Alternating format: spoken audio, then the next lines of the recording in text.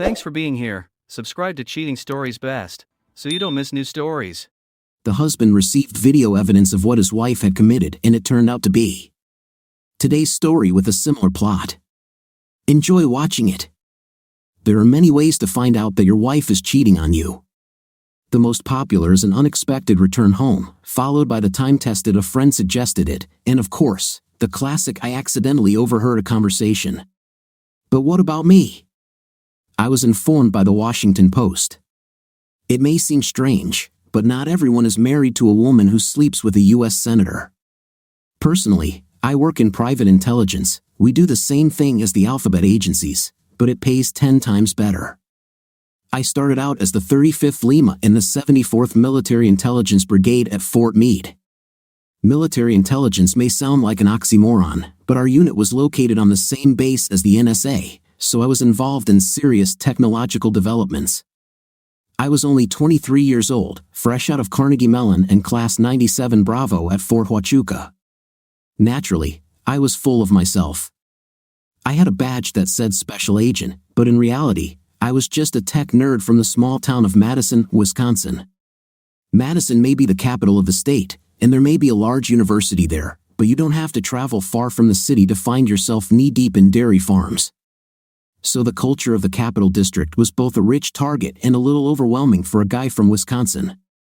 I was friends with another recruit. His name was Art.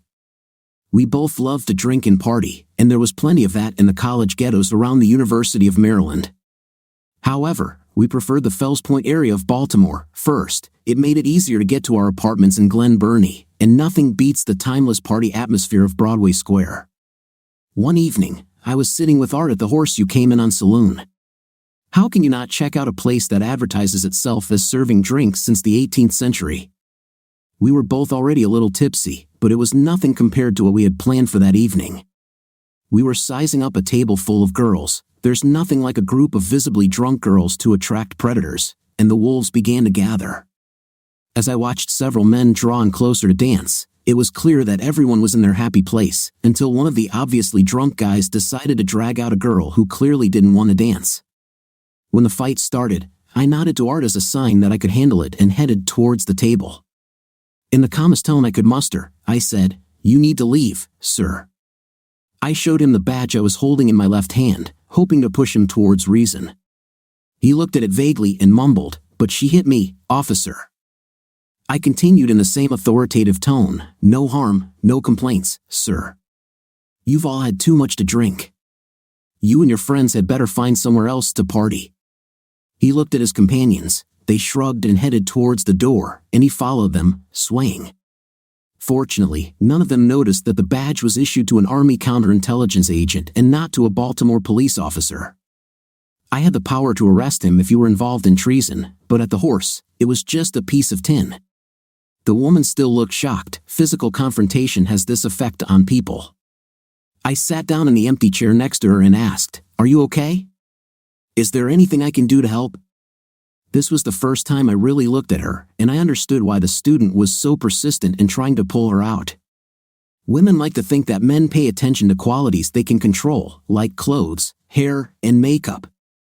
This is true if there's nothing more attractive internally, but let me assure you, ladies, a huge pair of perfectly formed breasts is ace when it comes to getting a guy's attention. And this woman had a pair that, even under a modest white silk blouse, could cause a civil riot in some countries. She was sitting, so I couldn't see anything below her breasts, but when I looked away, I saw that she had a truly beautiful face. She appeared to be of Italian or Greek descent, with dark brown hair, olive skin, and beautifully defined features, including huge, glowing dark eyes. Those eyes were clouded with a mixture of anger and fear as she tried to calm down. I put a sympathetic hand on her forearm and said, "It's okay. I know it must have been scary, but you're among friends. Nothing will happen now." The fact that she didn't pull her hand away was a sign that she was returning to normal. I continued to reassure her, "What's your name?" "My name is Paul." She looked up and, for the first time, really focused on me, and I was lost. The sparkling blue flash that jumped from her eyes to mine should have lit up the entire bar. She said in a trembling voice, "Janet." I wasn't sure if the trembling was caused by her recent unpleasant experience or by what had just happened between us. I asked, "Can I get you something?" "There's nothing like a little alcohol to calm your nerves." "What are you drinking?" She said rather casually, "Gin and tonic," and continued to look me in the eyes. Her concentration was alarming. It was as if she was scanning my soul. I said, "I'll be right back," and walked a little too quickly to the bar. I wanted to leave her just to come to my senses. I returned with her gin and tonic and an English IPA for myself. She drank hers in one gulp, impressive. She looked at me and said, "Thank you for intervening, officer." He scared me, but I don't let anyone treat me like that, and she glanced down at her incredible breasts. I said, "First of all, I'm not a cop. I have no more authority than you. The badge is for a federal agent. I'm in the Army at Fort Meade." I really thought she could guess who I was from my cropped appearance. I just showed it to make him do what he should have done himself. Authority makes the brain work again, even in drunkards. She said, "So you just single-handedly came to my aid. How can I thank you?" It was an open invitation if I'd ever seen one. I said, "You can have dinner with me tomorrow, unless you're busy, of course. Otherwise, a sincere handshake and a kiss on the cheek will do." She kissed me on the cheek and said, "See you tomorrow at 6 p.m. I need to get back to my girlfriend's, but here's my address," and she wrote something on the back of a business card. I turned it over, and it said Janet A. Wilson, J.D. I thought, damn, a lawyer. However, I called her promptly at 6 the next evening. She lived in a classic single-girl condominium in Bethesda. All I heard was a lot of barking and the sound of someone pushing the dog away from the door. Then she opened it, and all my doubts about her profession evaporated like morning dew. There was too much alcohol and general chaos last night for me to get a good look at her, but now the goddess Venus herself stood in front of me in tight jeans and a loose sweater. She had incredible curves, long legs, wide hips, and a slim waist. She was still struggling with what looked like a hairless rat, but I assumed it was a chihuahua. Finally, she bent down and picked it up. She was so engrossed in her animal that she didn't notice the look of confusion on my face. It's a constant process of rebalancing in a solo environment where everyone is looking for their place in the social hierarchy, and I wasn't sure I was in her league. But she looked at me so hotly that I was sure my socks were about to catch fire and said, "Sorry about that, Chita thinks she has to protect me from everyone." The rat showed me its teeth and let out a low, warning growl. I said, "No problem. I love dogs." What I didn't add was that my dog is a 100-pound pit bull/lab mix named Buster. She threw her animal back into the room and closed the door. She then walked out into the hallway and took my arm in that way women use to show that you were with them. She said, "Where are we going?" I replied, "I was thinking we could try Blue Duck. I want to get to know you better, and their outdoor deck is a great, quiet place to do that." It was a beautiful, clear autumn evening in Washington. She looked worried and said, "I heard about this place and really wanted to try it. Rumor has it it's very romantic." "You don't have anything else planned, right?" she said with a flirtatious smile. I joked back, "Only if you have plans."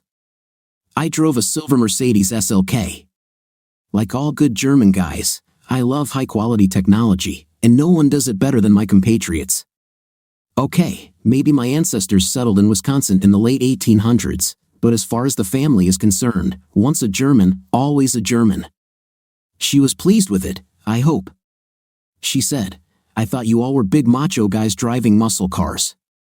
I replied, "I don't like to advertise it," and turned on the smoothly running transmission. We talked all the way to the restaurant and then talked even more.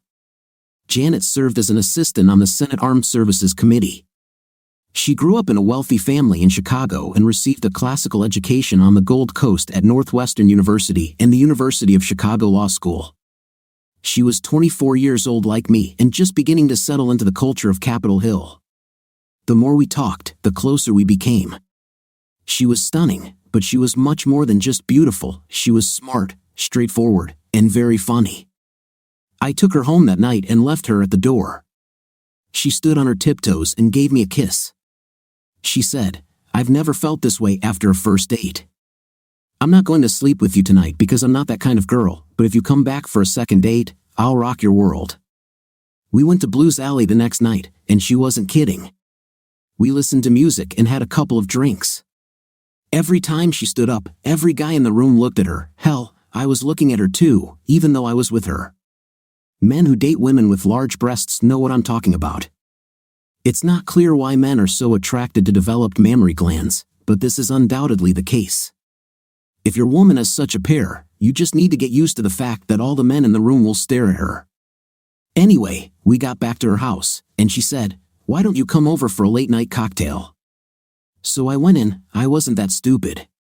We made love, but afterward, she looked at me as if she thought she had done something wrong. I asked, "What?" She replied, "Don't you think I'm some kind of woman of easy virtue now? I've never lost control like that in my life." I laughed and said, "Every man wants his woman to be a lady in the living room and a mistress in the bedroom. How could I not love you?" Oh my God, after 2 dates, I did the unforgivable. I used the forbidden word, love. I knew I could just put my pants on and leave before she called the sheriff to evict me. Instead, she grabbed me by the neck with both hands, looked into my eyes, and said with touching sincerity, "I love you too." And that's how it all began. We dated for 6 months, which was enough time for us to completely get used to each other. I met her parents when they came to the wedding. I could tell that the dress uniforms and medals were responsible for much of their admiration. That's what the uniform is for. I wasn't going to educate them about fruit salad. Most of these awards are the same crap as everyone else's. The army likes their men to look like heroes when they're dressed for parade. We settled into a small house in Greenbelt.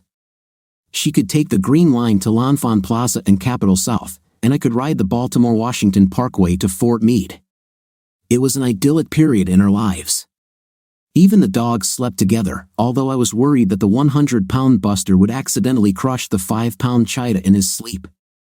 Janet was rising through the ranks of congressional staff, and I was ending my service with the rank of captain. After I left, I was hired by a private firm in Rosslyn. I did the same analytical tasks, but the salary had 6 zeros, which was a tribute to the amount of money from the War on Terror swirling around Washington. We maxed out our mortgage and bought a condo on the C&O Canal in Georgetown. Vienna would have been much cheaper, but we both liked the atmosphere of Georgetown, and we did everything that 34-year-olds do there. Our love life continued to be perfect, and we had a warm, relaxed relationship the entire time we were together. We laughed a lot and spent wonderful, quiet Sundays together, each with our own book and Chopin playing through the home speakers. All in all, it was everything one could expect and want from a marriage. One of the benefits of working in commercial intelligence was that I had a 9-to-5 schedule, as opposed to active-duty military service. I did most of my analytical work on a team with young and enthusiastic GWU and Georgetown graduates. These were routine threat assessment tasks I performed for Army counterintelligence, but this was on an attack surface that was more business-oriented than military-oriented. That's why I dressed for work in preppy style and not in BDUs and a beret. My men were only 8 to 10 years younger than me, but between my time in service and the fact that I was their superior, they tended to treat me like Methuselah. I liked the respect, but I missed the camaraderie I had with my team at the fort. Janet dressed, as always, businesslike. A smart and capable woman like Janet wants to be appreciated for her deeds, not for her appearance, and those breasts in 5th place she carried around with her were distracting, unless she hid them with low heels, a classic gray pencil skirt, and a silk blouse. Her hours were a little more erratic than mine. Since she was involved with the committee, there were long periods when she spent her free time working on projects for constituents and came home long before me. Then there were periods of intense work, especially during budget time, when she could be on the Hill all day and late into the night. Janet was promoted to senior policy advisor in December last year. It was a nice salary increase, but the downside was that she had to spend late nights on the Hill and at committee events. The promotion was unexpected, as one usually has to go through a long apprenticeship before landing one of the real advisory roles.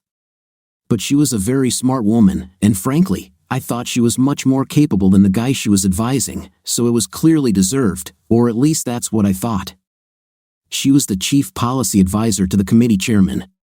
The chairman himself was from one of those Bible Belt states where, based on who they kept sending to Congress, you began to wonder if any of the constituents had finished the 9th grade before marrying their sister.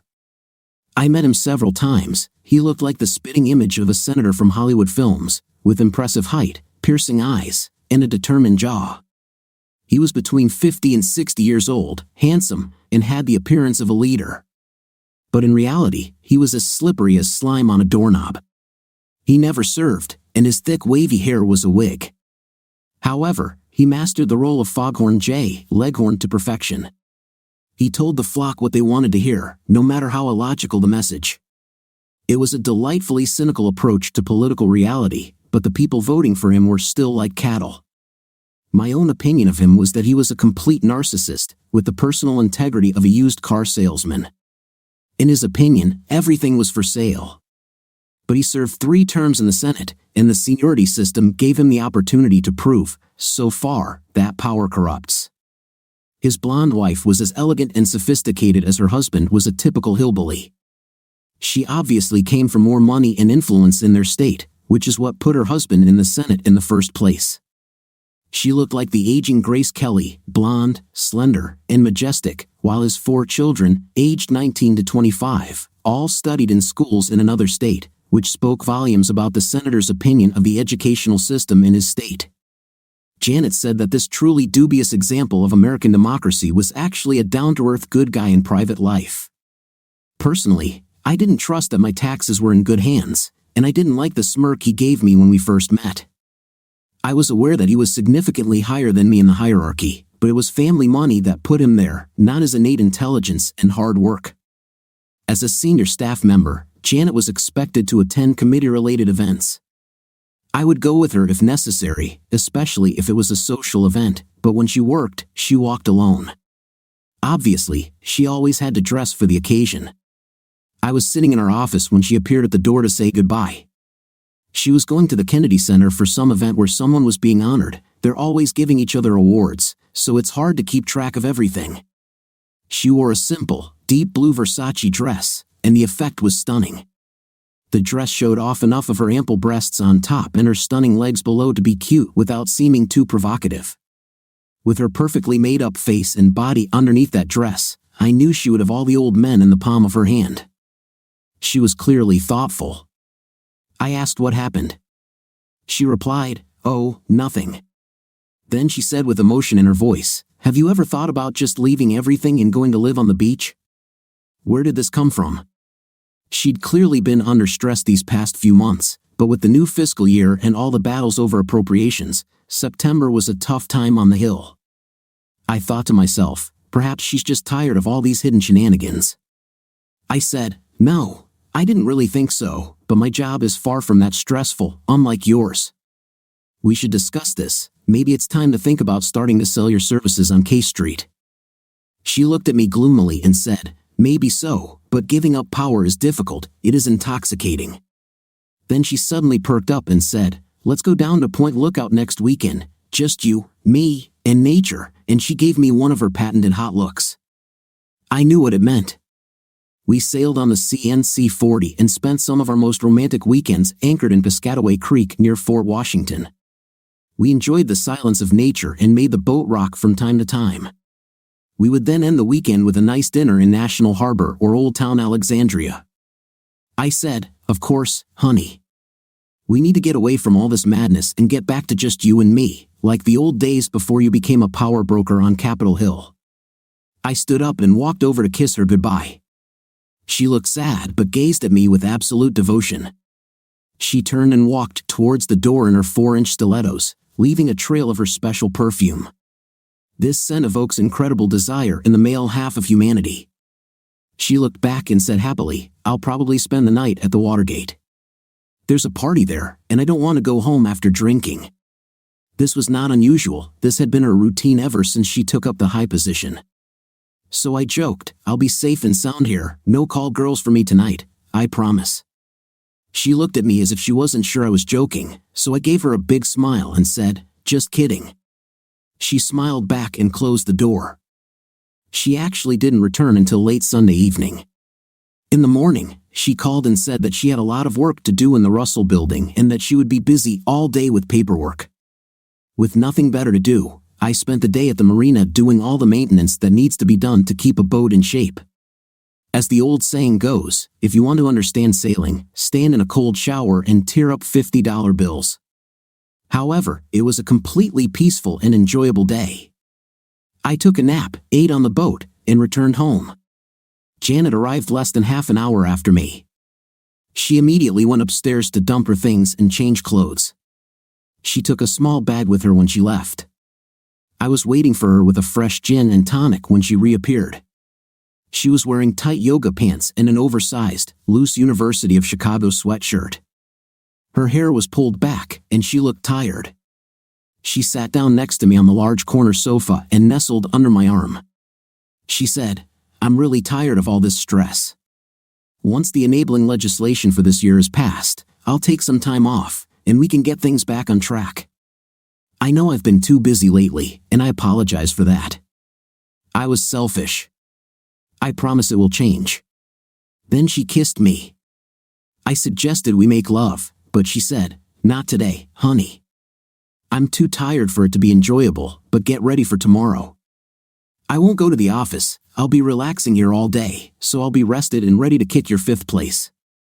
With that, she finished her drink and headed upstairs. I sat for some time, thinking about her words. She's been really busy lately and has been spending more time away from home than usual. This seemed to coincide with her promotion, and I wondered if she was considering my suggestion that it was time to move into the lobbying industry. There's really a lot of money there. She sounded sincere in her desire to restore our relationship, so perhaps she decided it was time for another big step, a child. We had put it off until we got our careers established, but at 34, almost 35, she wasn't getting any younger. She was still sleeping when I left for work the next day. She looked both innocent and incredibly nicely with her tousled hair framing her angelic face.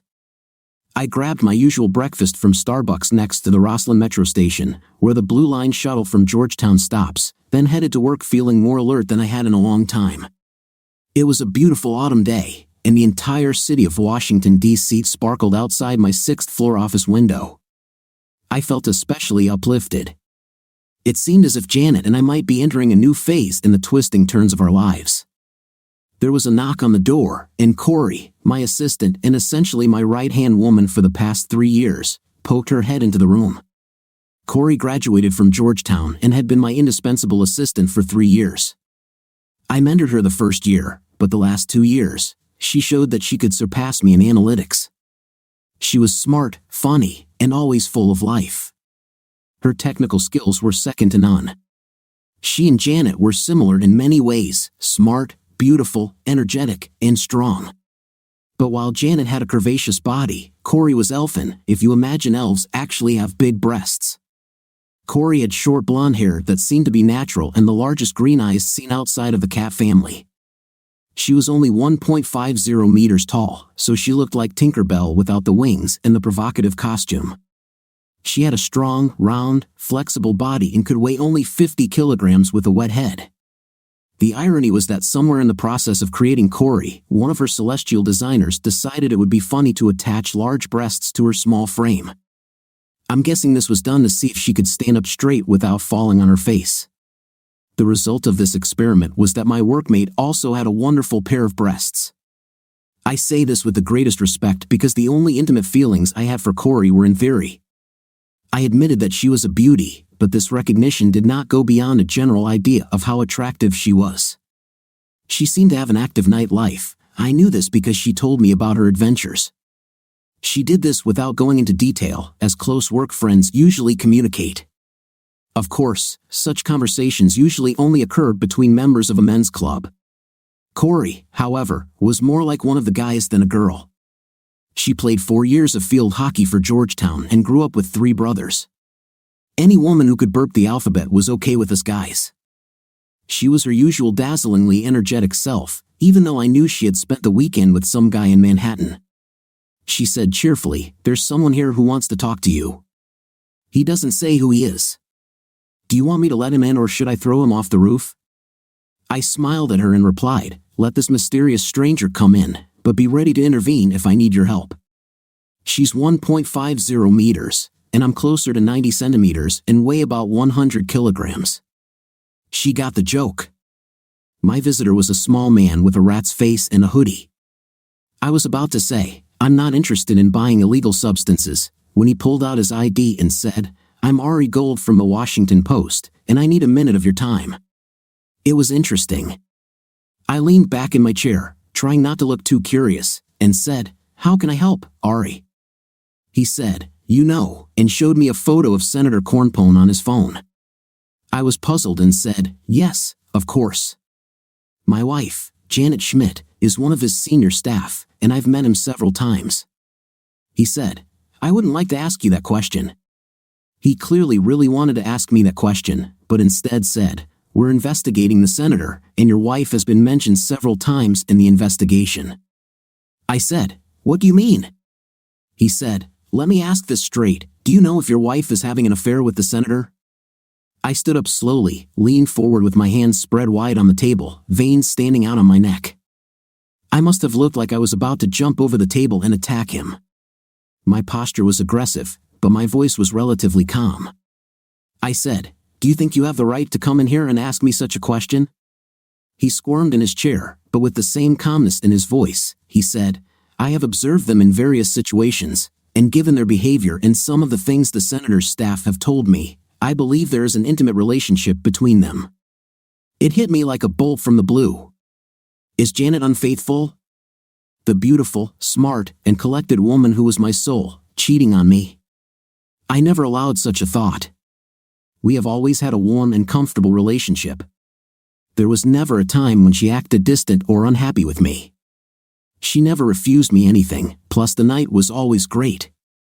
I expected to die in her arms. However, this rodent from the Post is telling me the exact opposite story. I said, how am I supposed to know what she's doing with that slimy piece of? She's with him because she works for him, and honestly, why is it any of your business?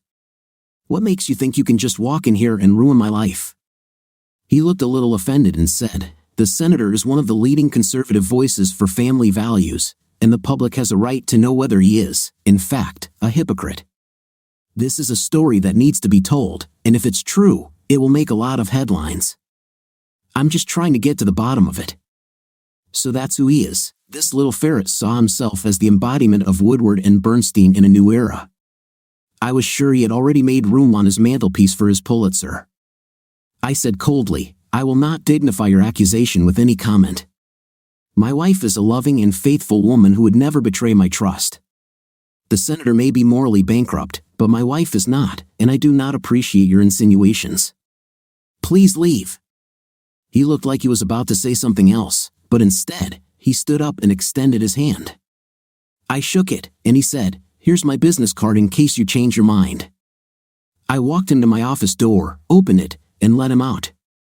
Then I closed the door, returned to my desk, and sat down. Waves of anxiety washed over me. Suddenly, the day didn't seem so bright anymore. Then a blonde head of hair and a pair of mischievous eyes peeked into the door. She said in her usual playful tone, what did that creepy guy want? I thought for a minute. My heart told me that I needed a friend, and my mind was telling me that I needed someone's help and advice. I couldn't handle this alone and stay sane. So I crossed my fingers and said to myself, it's all or nothing. I looked at her and said, with a little too much seriousness, he's from the Washington Post. Corey looked at me with that expression her generation often wears when you mention that old paper from 15th Street. Her internet-connected generation thinks the Post has news carved into stone tablets. I said, he wanted to tell me something personal, and I think I need to talk to someone. She jumped up on the chair in front of me, looking as interested as a Jack Russell Terrier waiting for someone to throw a ball. Her beautiful round face, with huge green eyes, expressed concern. She asked, what did he say? I started with a preface. Corey, we've been working together for almost 4 years. During that time, I've come to consider you one of my best friends. I don't have many friends or even people I trust, but you're one of them, so I will rely on you to keep this a secret forever. If you can't promise me that, then we need to forget I even brought it up. Her bright green eyes clouded over with resentment, and she began to cry. Women, she said, you can always trust me. You were my mentor, my friend, and the only man I could rely on in my life. I will never betray your trust. I thought, yes, really, where have I heard this before? But what I really said was, this guy was a reporter. He was investigating the senator that Janet works for, and from his investigation, he concluded that she was involved in an affair with him. He wanted me to confirm this, which of course, I didn't. But if something really is happening between them, I will be the center of attention on all the news channels around the clock. I think you understand how humiliating it would be for me personally, and it would also completely destroy our marriage. I just can't accept that kind of infidelity, and if Janet is really involved in something like that, she's not the woman I married. Corey looked shocked. Something else also appeared in her eyes, but I couldn't understand what it was. Her usually joyful face changed. It went from a beautiful, fresh light that made her look like she was 16 years old to a much more focused and grounded person. At that moment, I realized why she was such an effective analyst. Her mind was like a steel trap. She said with concern in her voice, "How can I help?" I replied, "I'll have to figure out what's going on, and I'll need your usual technical help getting everything set up." I added with a grimace, "I might need a shoulder to cry on, depending on what I find out. Also, I'll need a partner in crime if things turn out to be as bad as Gold says, because I'm not the kind of person who can live in peace until all accounts are settled." She looked at me with an unwavering gleam in her eyes and said with conviction, "You can count on me, boss." Corey is 10 years younger than me, and she has always seemed more like a little sister to me than a real colleague. But I felt the intensity in that graceful body combined with her excellent mind, and I realized for the first time that she was not at all naive. I knew she treated men like snacks. I always thought it was because she led the carefree life of a single girl, and sometimes I worried about her. Now I realized that the woman sitting in front of me was not afraid of any man or any situation because she was always in control. She was a very tough girl. I arrived home at the usual time. Janet was my one true love and my best friend and companion throughout my adult life. She contributed as much to who I am as my parents did, so I didn't have to pretend to feel comfortable. She had run into town and bought empanadas and deep-fried food from a van with tapas, and had dinner laid out on our back patio. When I walked in, she tied her brown hair into a ponytail, and she was wearing jeans and a Northwestern University football team t-shirt. The t-shirt was hanging behind her, accentuating her round, delicious fifth place. She looked like the hottest sorority girl. She handed me a beer and said cheerfully, "So, how's the war on terror going?" I replied, "Same old story. The villains have to get up very early to do something against me." "How are things on the Hill?" I thought I saw a shadow pass across her face. She said, with an unusual amount of cynicism in her voice, "Oh, just great." What was it all about? We ate and talked as usual. It was such an ordinary evening that the problem I was struggling with temporarily moved to the back of my mind. Finally, she said with lust in her voice, "Didn't you promise to take care of me?" "Oh yes, right," I replied. Certainly, I was tormented by the thought that this might be my last opportunity to make love to her. But for now, she was innocent until proven guilty, and she was still the prettiest woman I'd ever known. We lay on the floor in the afterglow. Finally, she opened one eye and said, "What did you just do to me? Are you trying to make me your love slave?" I had the thought that slavery was the least I would do to her if I found her in the senator's bed, but instead, I said, "This happens when two people are as aligned as we are. We love each other, and this is the result."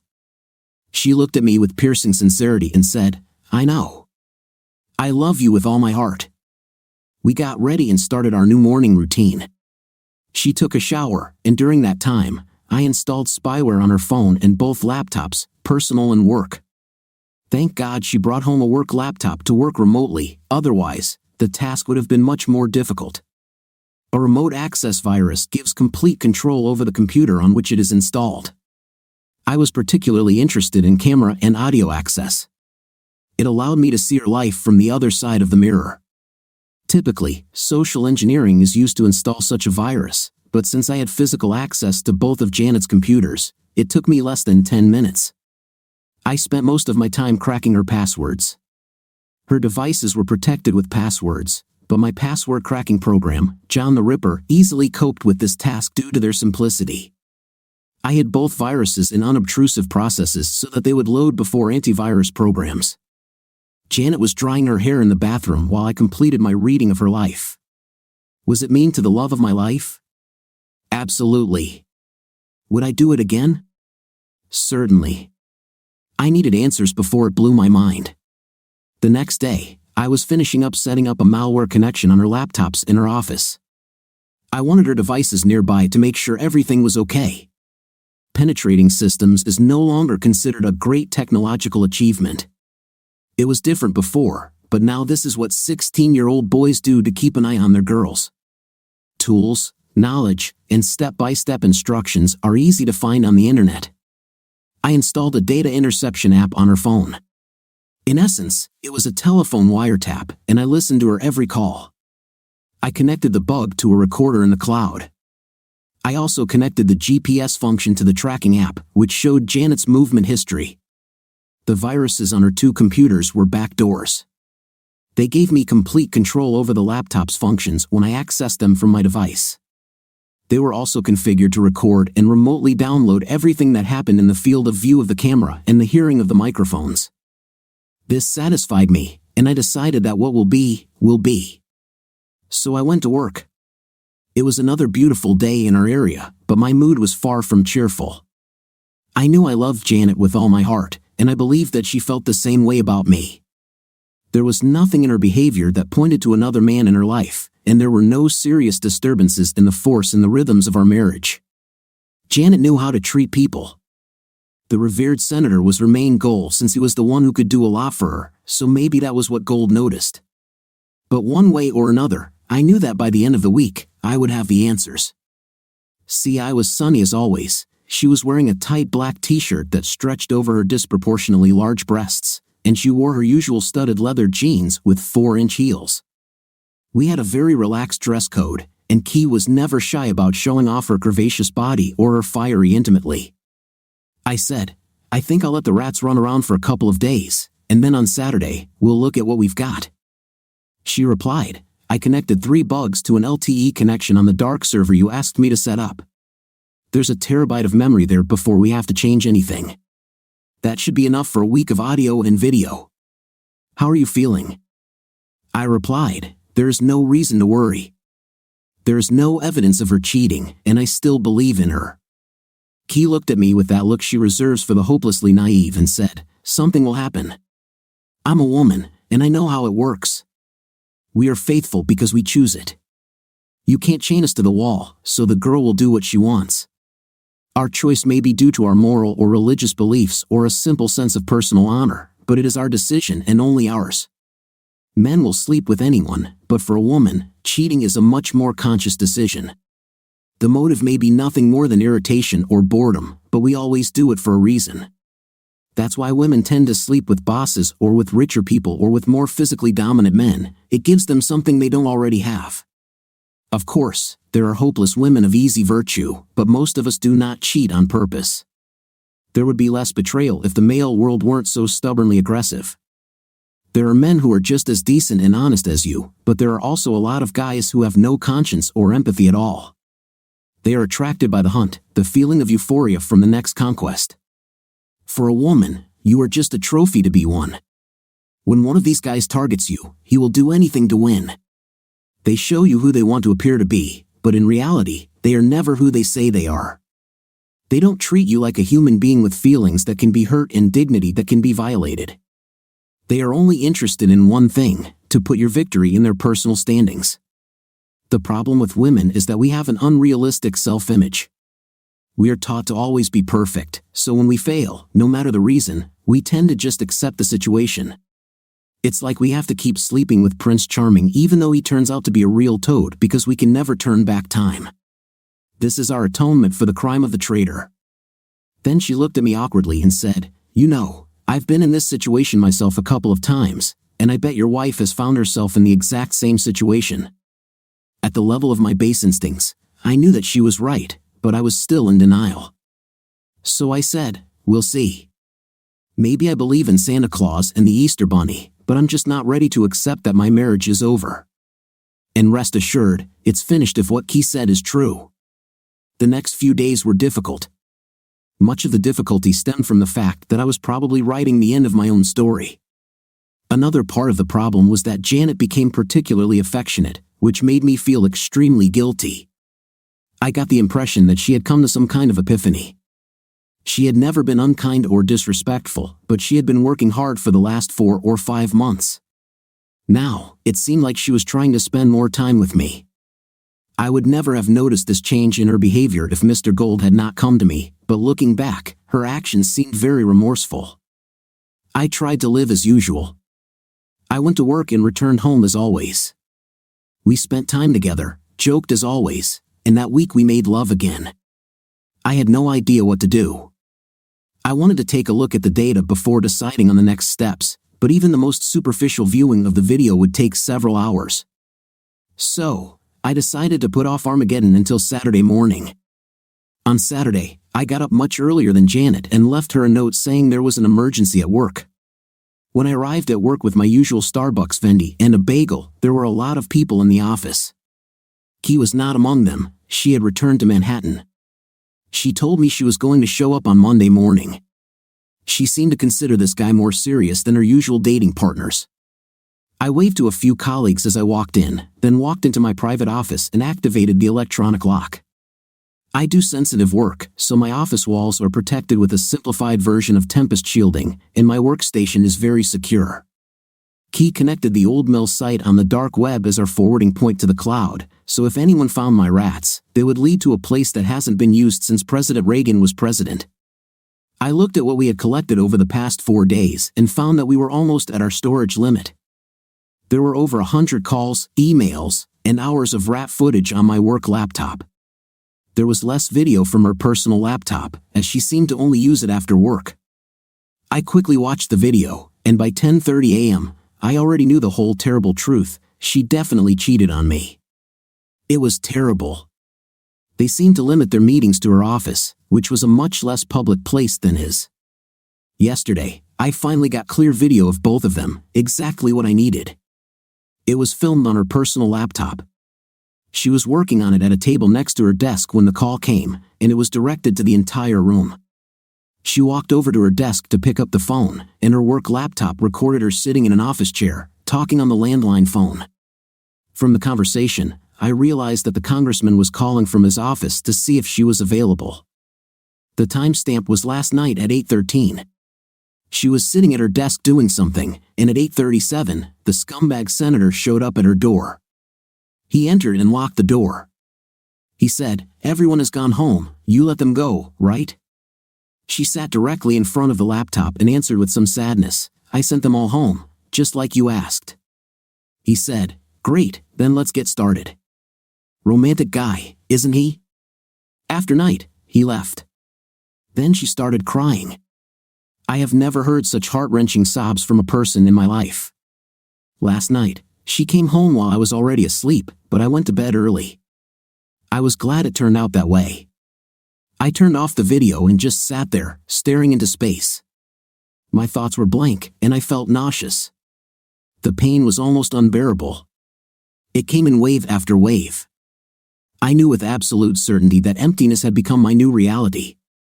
I kept telling myself that I was strong enough to handle this, but my thoughts were a black void.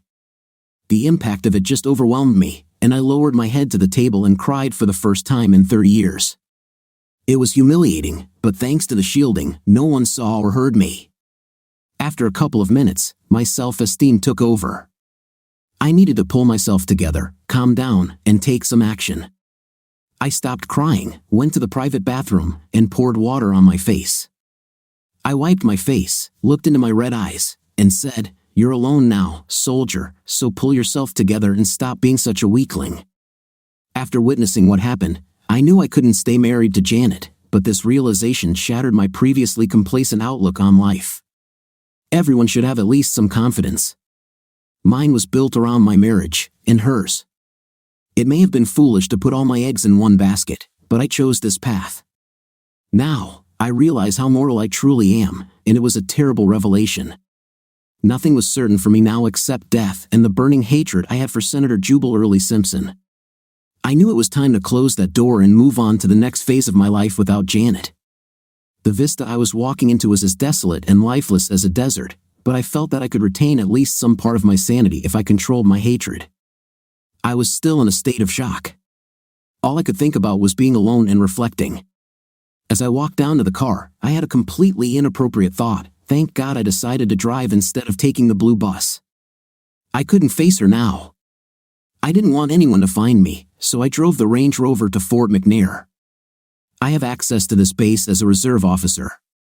I parked the Rover in the back parking lot of the NDU on V Street, locked it, and walked the 200 yards to the James Creek Marina. I cast off and sailed down a short section of Anacostia and out into the Potomac. I kept the boat running on the diesel engine the entire way down the river to Belmont Bay. As soon as the sun set, I dropped anchor. The ride down the Potomac was partly therapeutic. It was another beautiful fall day, and I tried to focus on the things I still had. I had a job that I loved and some good friends, especially Key. If I ever needed her support, it was now, but I had too much pride to interrupt her weekend. I had just turned 35 and was in decent shape. I would find another woman and rebuild my life, no matter how scary it sounded. But first, I had a debt to settle. The thought of the scorched earth I was about to bring into Senator Simpson's life almost restored my wholeness. My phone started ringing around 3:30 p.m. I had formed a plan and absolutely did not want to talk. She kept calling after that, so I turned off the phone. I had a lot of alcohol on the boat, but I'm not the type of person who drinks to escape problems.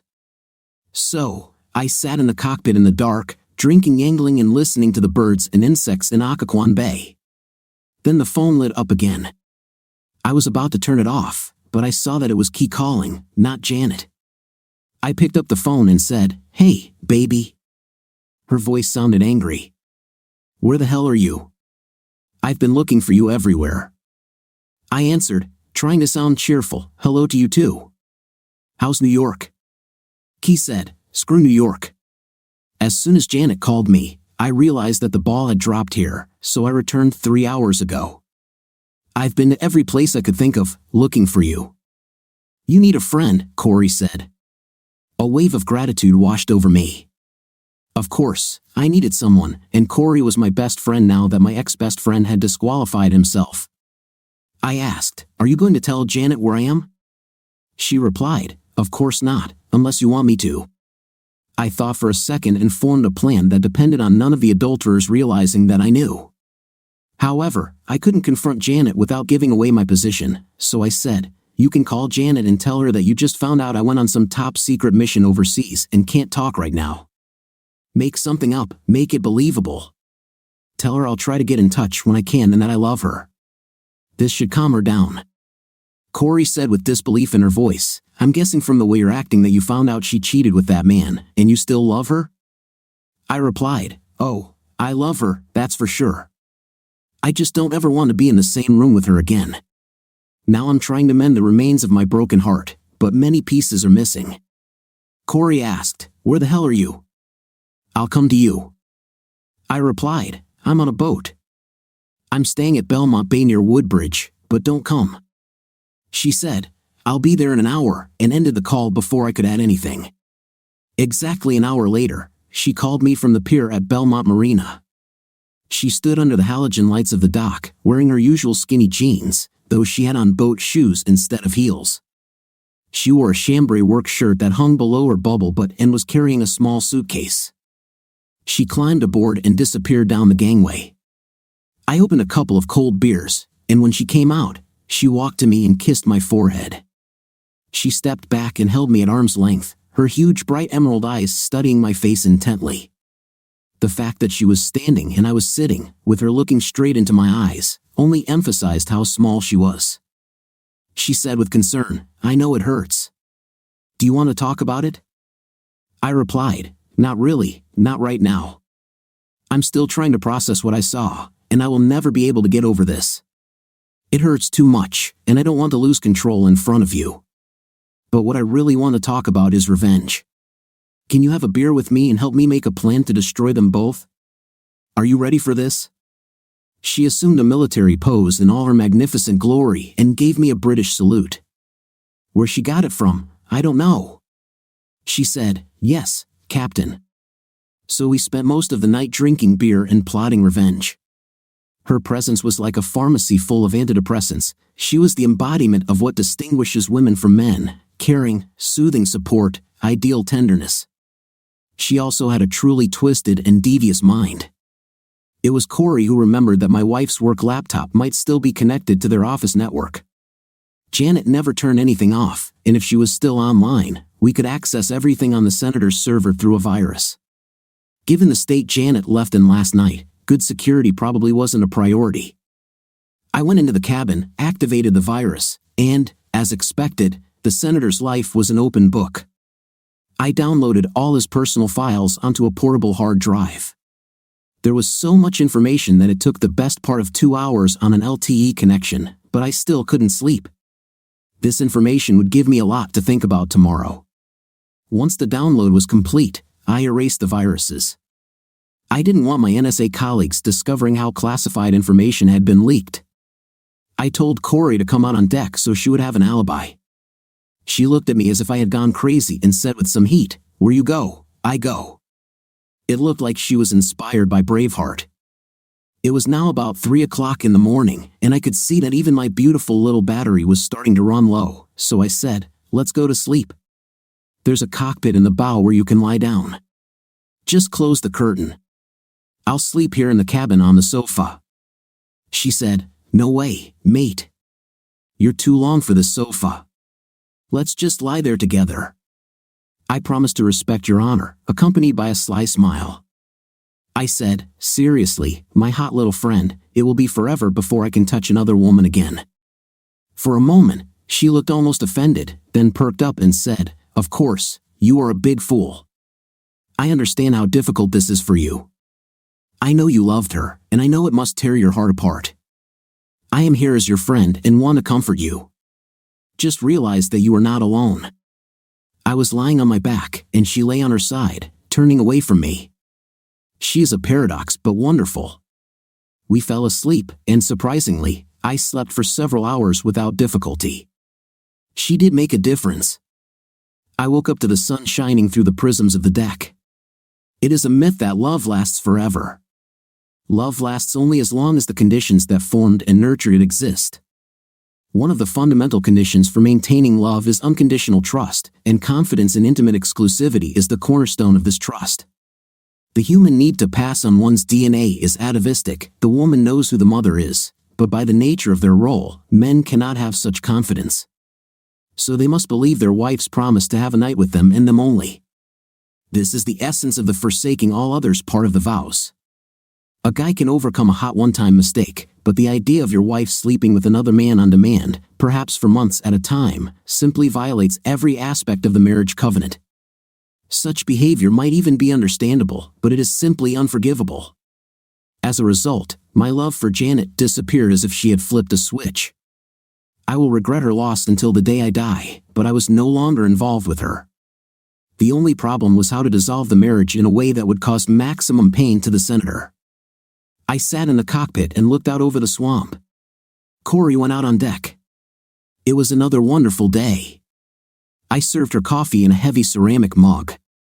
She has a thick head of blonde hair, which she wears short.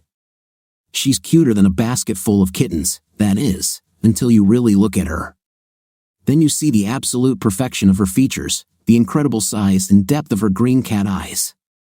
Her eyes are like those of a high school girl, huge and seemingly innocent, but if she lets you look into them, really view them, you will see flashes of deep feminine wisdom. I don't know how she became so wise at such a young age. I said, "Good morning, my dear little partner in crime. I hope you slept well." She smiled seductively. Corey's face is round with apple cheeks. She looks like the archetypal head cheerleader, blonde with pale skin and 2 deep dimples next to a wide, sensual mouth. The dimples appear every time she smiles and only add to her American dream girl look. Janet, on the other hand, has a gorgeous, exotic dark Mediterranean beauty with high cheekbones of a classic beauty. Janet probably never looked naive in her life. Corey said, "I had the most amazing dream just before I woke up. Do we need to talk about this?" I replied, "Maybe later. First, I want to talk about something much more pleasant, namely, the War of the Last Knife with the great Senator Simpson." I need your thoughts on this. She said, can I see what triggered the crisis, or is it too hard for you to share? I think I can give you better advice if I have some insight into the situation. I know her terminology sounded funny, but when Corey was focused on a task, she tended to sound like a top-notch intelligence analyst. I said, this is set up on the laptop in the cabin, but these are pretty tough things. It kills me to see this, but I know these videos present a lot of potential harm to the participants. The only question is how to use it. She left the cabin after 45 minutes. She cried. She just stood there, wringing her hands and looking at me. She said, I'm so sorry, Paul. It must have been terrible. She then added, I feel even more sorry for Janet. What was this? I thought that after Corey saw Janet's behavior, she would want to help me stoke the fire. Corey said, I don't know why your wife is sleeping with that idiot, but it's obvious that it's killing her. As a woman, I can testify that she is not doing this voluntarily. I said with disgust, we watched the same video. Corey looked at me angrily and said, grow up.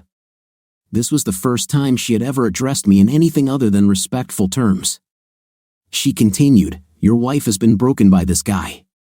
She does what she's told, even though she doesn't like it. And she clearly doesn't like him.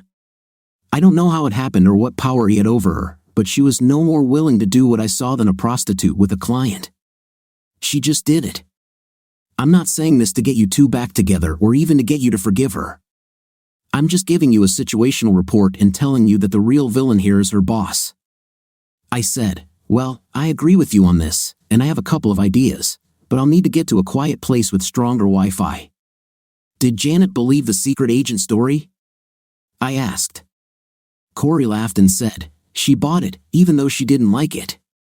She said you'll have a lot to explain when you get back. Honestly, I think she thought you were off to your pranks. I said, so no one will be looking for me on Monday, right? She said, at least no one officially. I said, I'm going to drop you off at the marina. Your car is there, right? Then you can go home today and be at work tomorrow, fresh and blinking. She looked like she was about to object. I said, Corey, you have to do this. I don't want any changes in the routine, and if we both go missing, it might raise suspicions. Plus, I want you out of the blast zone. She said, I'll do it, but only because what you're saying makes sense. On the other hand, if you need me, you'd better call me, otherwise, I'll find you and do terrible things to you. I dropped her off at the marina pier. She stood there watching me swim back into the bay.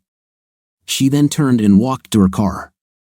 The last thing I saw was the sparkling hair on her head. I had a lot of time to think on my way back up the river. I could push the old boat at about 10 knots on diesel, so with the throttles wide open, the trip back to James Creek Marina took only about 3.5 hours. After I docked the boat properly, I crossed V Street and walked to my car. There was no one around, of course, it was Sunday morning, so there shouldn't have been anyone there. I took South Capitol through Anacostia to 295, then to the Beltway, across the Potomac, and on Highway 1 through Alexandria to the Hilton Alexandria Old Town, where I checked in. I had been living on the boat in the same clothes for almost 2 days, so my first stop was the Banana Republic clothing store on King Street. The next stop was for toiletries. After I showered, shaved, and changed into my new preppy clothes, I felt almost normal. Then I sat down at my laptop to, as my dad used to say, get to work. Revenge is a cleansing feeling, it gives you focus and direction. I no longer thought about how much pain I was in. My mind was focused on coming up with ever more ingenious ways to make the object of my hatred unhappy. I knew that at a minimum, the video evidence would be difficult to explain to his fundamentalist constituents as well as to his wife. But just putting it online or giving it to Gold wouldn't be personal enough. I needed to have some fun. I realized that my desire to face this guy was childish, but that idiot violated my wife and ruined my life. I wanted him to experience the same feeling of hopelessness and emptiness that was now my new reality. I wanted to look him in the eye as I explained his predicament. I wanted to see his horror when the trap slammed shut, to see him in that moment of realization that there was no way out, and to watch how he would struggle with this realization. To maximize his pain, I needed to find out everything I could about his miserable life. I'm not as good as Corey with electronic gadgets. She grew up in that era, but I have proof that I'm better than anyone else at analytical work. I opened the personal files we had downloaded from his server. I hoped that a day spent with the senator's most intimate secrets would be educational. His server automatically backed up its clients, so while this fool religiously erased material from his computer, his office hard drive had a backup of all his personal interactions. Here's what we downloaded. Since the good senator couldn't even spell the word encryption, let alone use it, all his criminal activity was there, readable in plain text. It didn't take long to realize that he was running a classic pay-and-play scheme worthy of Detroit City Hall. Only an overconfident, overly spoiled scumbag with no sense of responsibility would store evidence of such blatantly corrupt actions on a computer. But the senator seemed to think he could do whatever he wanted without consequences. I suppose if you were sitting in the exclusive atmosphere of the Senate, you might see it that way. But it was pride, pure and simple, and as a result, the senator would soon learn that you always have to pay for your actions. I am a small, insignificant David, and the senator probably thought he was an invincible Goliath, especially with the power and majesty of the entire federal government behind him. But the virtual world is changing the rules of the game, and in this world, the right person with the right technology can bring down anyone. By evening, I had compiled a summary for Gold so he could follow along. These revelations might actually win him a Pulitzer Prize. The dossier contained details of names, times, services rendered, amounts, account numbers, and access details to places where the senator hid his loot. I also included undeniable evidence of corruption, along with a breathtaking high-definition video of the senator and a woman whose face was blurred out. Recording bribes was a criminal act. This evidence could ultimately send the senator to prison, but nothing attracts attention like a hot scandal. The Post didn't need independent confirmation to publish the graphic video I provided. I put it all on 2 flash drives and placed them in an envelope. I'll give them to Gold tomorrow, but first, I really wanted to see the senator squirm. I believed he was the architect of Janet's downfall, so I wanted him to experience, even for a short time, what it was like to live in emotional hell. He was constantly surrounded by personal guards and hangers-on, so I needed to lure him out of hiding. The best way to do this was to offer him a deal he couldn't refuse. I assumed he wouldn't want witnesses when discussing such a politically toxic topic as his relationship with my wife, so I sent a short clip of the exciting climax of their date, this time with Janet's face visible, to his personal email address. I was pretty sure this discovery would disrupt his breakfast the next morning, and I hoped Janet might be the one looking at his messages. This would give me a double advantage. Of course, I didn't want to involve my friends from Fort Meade, so I sent the message using the Tor browser package. I've jumped through enough hoops that the senator's people are trying to figure out how the Bratva got involved. To reinforce this misconception, I included a message in poor English: "Sir, you are behaving very badly. We need to talk now. Please come to the National Mall on Monday at 2 p.m. Sit closer to the Lincoln Memorial. Do not bring the police. Bad boy." I was ready to turn off the light when I felt the urge to call Key. I wanted to hear her voice. The phone kept ringing, and I was about to hang up when she answered. She sounded out of breath. I said, "Oh my God, did I bother you?"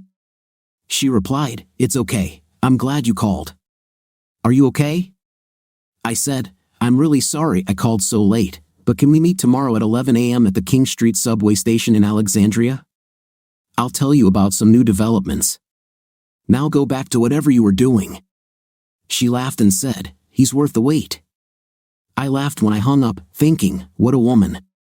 I fell asleep feeling better. I was going to destroy this man, but first I was going to watch him squirm. Janet was also expecting the same kind of bad news, and for some reason, this made me sad. Her betrayal created 2 realities for me. I wanted to punish her, but I also had all the residual feelings of the loving connection we had accumulated over the past 10 years. These memories were tucked neatly into another part of my psyche, relatively untouched by my current pain. I was pretty sure Janet never meant to hurt me, but that didn't change the fact that I was left alone and destitute thanks to her actions. Tomorrow, I was going to settle my score with the senator, and that kept me going. I knew that once this was done and my divorce from Janet was settled, painful as it would be, I was in for a pretty desolate life. I was waiting for Keith at the subway exit.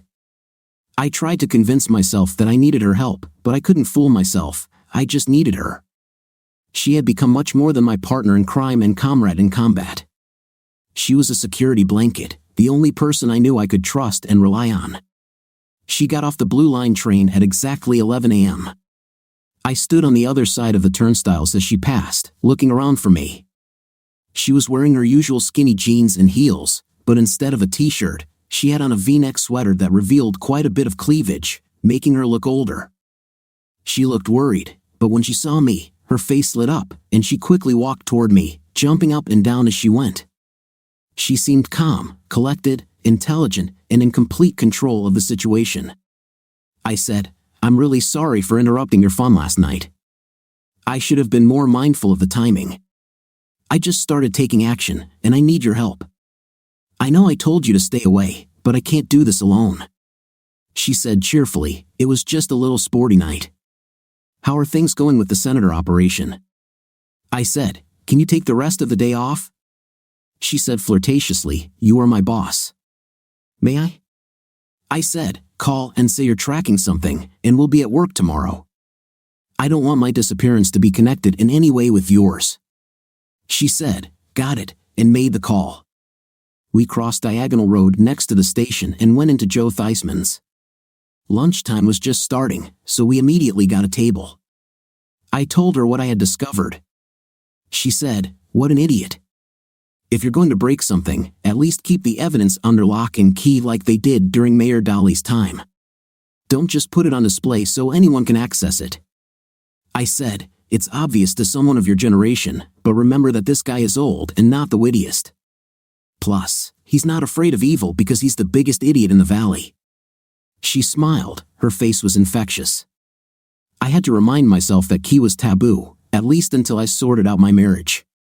It wasn't because of her smoking hot body or that face, she was just a complete package of tough, smart femininity.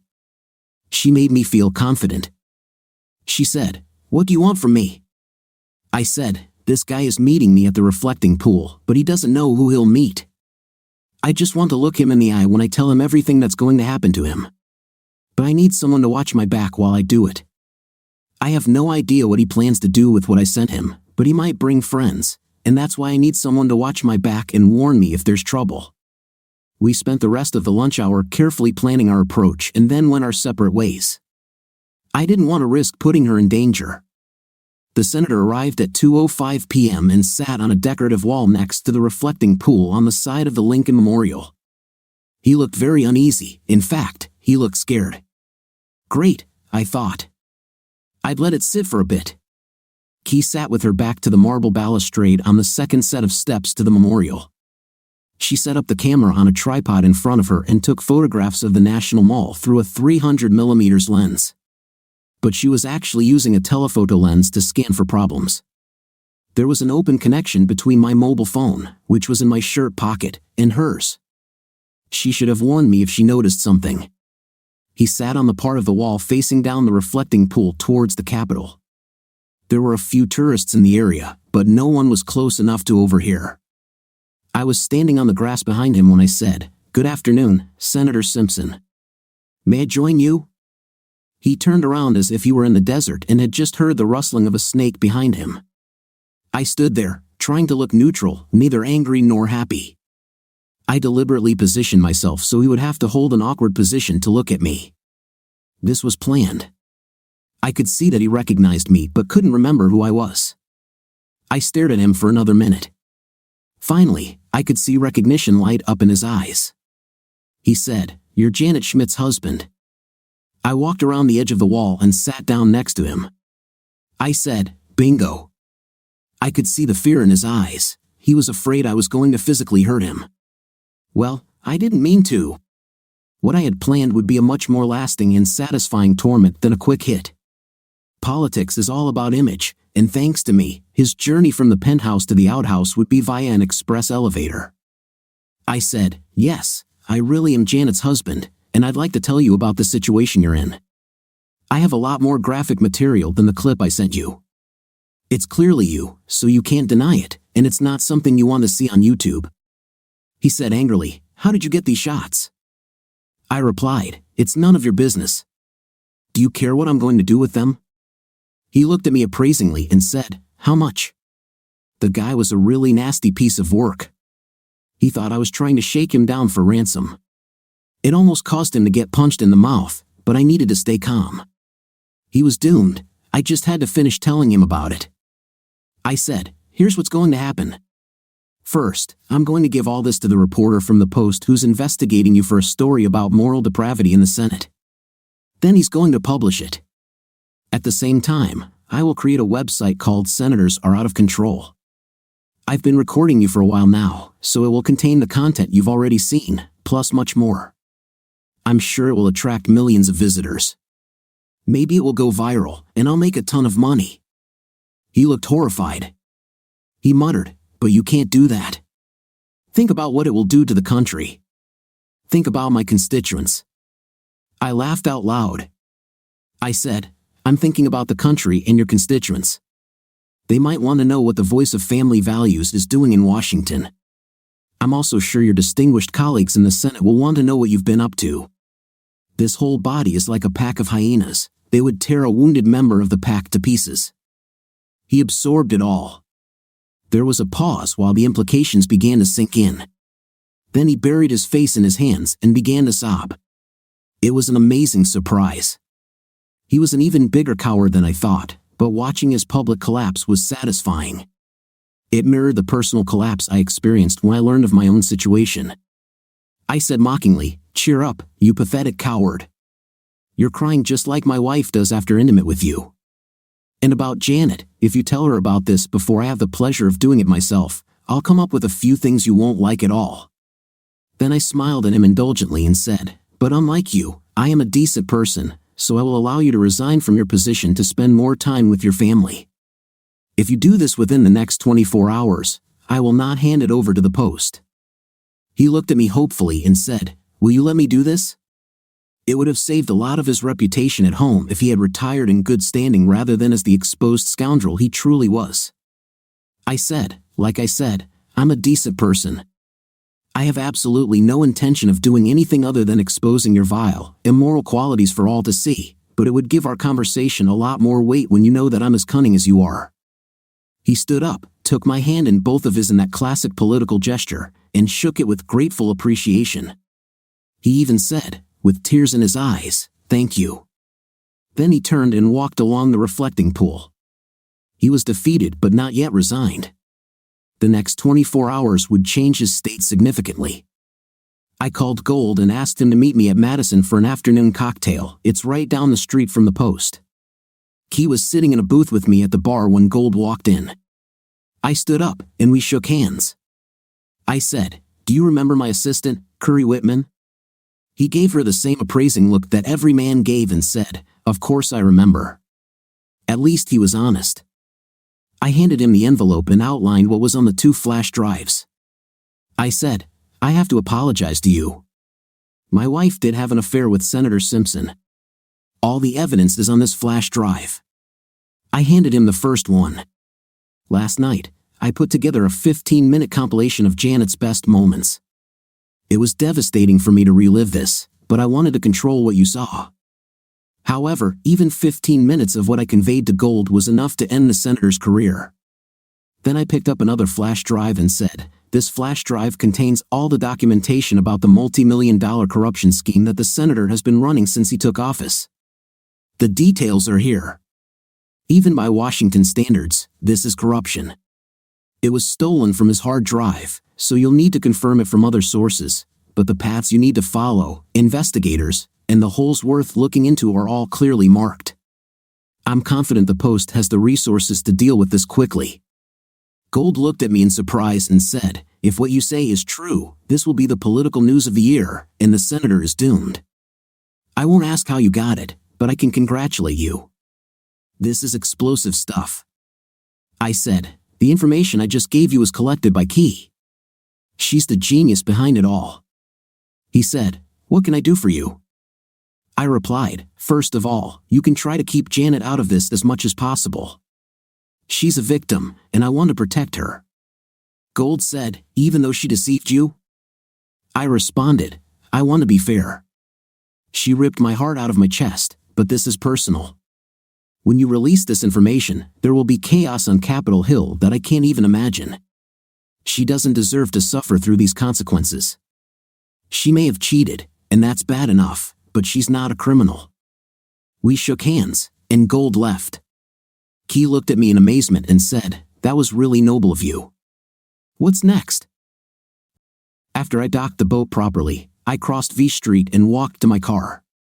When we parted, Key stood on her tiptoes and kissed me on the cheek. This time, she looked completely unhappy. She said, "Be brave, boss. I'll always be here if you need me. Call anytime." I looked at her beautiful, sad, and worried face and said, "You will be the first person I call, and I will never forget what you did for me." When I returned home, Janet was gone. I changed into my most comfortable clothes, jeans and a flannel shirt, and did some work. Then I sat down to wait for her in the office. I had already prepared the video file on the laptop in front of me. She arrived around 7 p.m. with Chinese food from kitchen number 1. She put her bag on the table in the hallway and immediately went upstairs. 15 minutes later, she returned wearing her standard loungewear, yoga pants and a loose sweatshirt. She took her bag and headed to the kitchen, looking thoughtful. Seeing me in the office, she shuddered, and absolute joy spread across her face. She dropped her bag and ran towards me. I woke up. She hugged me and kissed me. I didn't say anything until this moment. I was full of emotions. She stepped back and said, "Thank God you're home. I was so worried. Where have you been?" I said, "Sit down," and pointed to a plush leather chair by my desk. Then I said those 4 fateful words, "We need to talk." She looked puzzled and worried as she sat down. God, how beautiful she was. I said, "First of all, I want to say that I love you more than my life. I've never loved anyone but you, and I probably never will. But I know." She looked like she was about to say something, but then it dawned on her. Her face turned pale. She sobbed and said in a choked voice, "Oh God, no," then collapsed back into her chair. She put her right hand over her eyes. Unfortunately, it was the same gesture she used on Friday, but this time she seemed to be catatonic. I said, "I'm going to leave a very violent video here on the laptop. I want you to watch it. When you're done, we can talk." Then I stood up and pressed play. She screamed as if I had hit her. I left the room to the sound of her sobs. I picked up the fallen bag of Chinese food and went to the kitchen. I put the bag in the refrigerator. I thought neither of us would feel like eating tonight. I sat down at the kitchen table and stared into space. I was completely disconnected from reality and time. Finally, she appeared at the door. She walked very slowly, crying and covering her face with her hands. She stumbled on her way to where I was sitting and sat down across from me. She put her head in her hands and cried for a couple more minutes. I finally said, "Janet, we need to talk. And now." She slowly raised her head and looked at me. Even with all the tears, her face stained with them was beautiful. I said, "I made a vow not to ask why, and you don't have to tell me how sorry you are. I just want to talk about how we're going to separate." She sobbed, "No, you can't do that." This was starting to really irritate me. I'm tired of people telling me what I can't do, especially cheaters. She cried, "I love you, Paul. Only you. I hated to betray you, but I couldn't stop. He's so powerful, he just wouldn't let me go." I said, "I don't even know what that means. You're human. All you had to do was say no and walk away. Instead, you gave him a night on demand, and by this time tomorrow, he won't be so powerful anymore." She looked shocked and said, "What have you done?" I replied, "The Post is about to publish an article about your affair. Tomorrow, it will be very well illustrated, if you know what I mean. Your boy lover will end up on the street. He will be forced to resign and ride off into the sunset with his loving wife, unless, of course, she kicks him out for what he did. Don't be afraid, the Post will try to maintain your anonymity if possible." She lost all color and said, "It will ruin him." I said, "I sure hope so. Why should you even care? Do you love him that much?" She said with some heat, he is my boss. He put me in the position I am in now. I don't love him. I don't even hate him. I only love you. I said, okay, I'm naive. Although I promised myself, if you don't love him, then please explain why you slept with him. If you say it was just for intimate, I will leave right now without further ado. She collected her thoughts and said, I tried to help him cope with the pressure of his position. He is a very important and influential person. His leadership and guidance affect everyone in the country, and I thought I was making a difference by supporting him. He came into my office a couple of months after I started working for him and said he didn't want to live anymore. He said the burden of decisions was too great for him and that he couldn't stand it anymore. We were alone in the office, and I was scared, so I just sat on the couch with him and held him while he cried on my chest. She continued, he told me that his wife is cold, that their marriage is a sham, not like ours, where we love and support each other. He said he needed my support and a light in the darkness. I thought, oh my God, has this line ever worked for anyone other than overly horny or deathly stupid women? I just did it because I felt sorry for him. So that's what it's all about. She was seduced by power. It was such an ancient trick that even Caligula may have used it. This scoundrel twisted Janet's maternal instincts into permission for himself to take advantage of her. Janet added, after that, he sometimes came to me for temporary relief. Then he started taking me to social events instead of his wife. We even had dinner with the president a couple of times. It was incredibly exciting to be so close to absolute power. Of course, after that, we had a night. I was just absorbed in it all. What she had just told me was a perfect example of pure, unabashed female egoism with a touch of narcissistic delusion. She liked that she had famous and important men lusting after her, even the old lecher who lived at 600 Pennsylvania Avenue. She was still saying, my relationship with him made me feel unbearably guilty at first. I wanted to tell you, but I didn't want you to suffer. I knew you wouldn't understand the importance of what I did. We moved in such different circles. I knew you would never know, and when I was with him, we were surrounded by so many people that I never thought you would find out. So I put my guilty feelings in a box and left them there. I acted exactly the same way I always acted with you. You weren't hurt at all, and I tried to make you feel good. I thought to myself, great job on compartmentalization, you schizophrenic traitor. She gushed, it wasn't like I love you at all. It was like I was a different woman when I was with him. It was naughty, and the power was intoxicating. Intimate was just part of my job. It definitely expanded my ego, though, to know that such a powerful man needed me so much. I was making a difference for the whole country. Yes, monumental egoism, delusions of grandeur, and illicit intim, that was Washington for you. That was all I needed to walk out the door with no regrets. I seriously didn't know whether to laugh or cry. That was the dumbest excuse I'd ever heard. She had no respect for me or our marriage, and she tried to justify her behavior by wrapping it in a flag. Or did she really believe that I was that big of a fool? She finished saying, but then he started treating me like a piece of meat, and that's what I hated. I hated him. I thought to myself, who is this woman? This was definitely not the sensible woman I once loved. I said bitterly, congratulations, you are now an experienced congressional woman of easy virtue. And besides, you are dazzlingly beautiful, so all you have to do is spread the word, and I'm sure you'll find another powerful sugar daddy to hire you. She screamed, how can you say that? You are my only love, and I know you love me. We have to put everything else aside and focus on saving our marriage. I may have gone a little overboard, but it was a special situation. I promised her that I would never make that mistake again.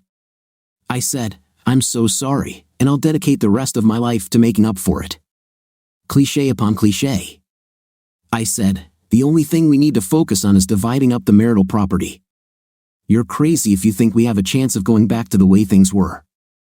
I'm filing for divorce on the grounds of irreconcilable differences, not adultery. But don't challenge that, or the whole world will see a lot of you on the internet.